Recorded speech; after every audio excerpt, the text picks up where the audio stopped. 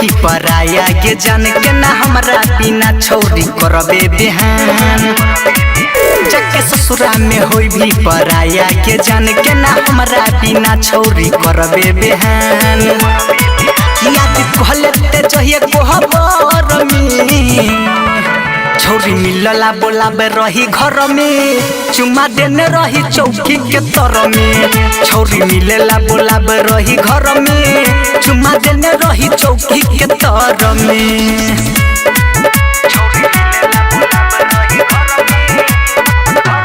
लाडली films recording studio Delhi.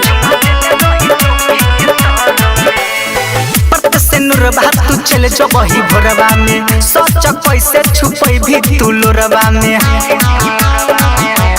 हाँ गे से नूर भात तू चले जो वही भोरवा में सच कैसे छुपई भी तू लोरवा में भले सातो ने छोड़बो डगर में छौरी मिलला बोलाबे रही घर में चुमा देने रही चौकी के तर में छौरी मिलला बोलाबे रहियो घर में चुमा देने रही चौकी के तर में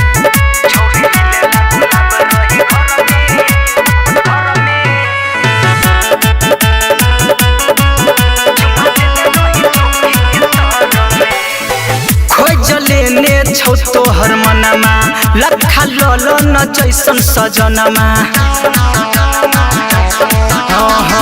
खोजले ने छौ तोहर मनमा लखा ललो न जैसन सजनमा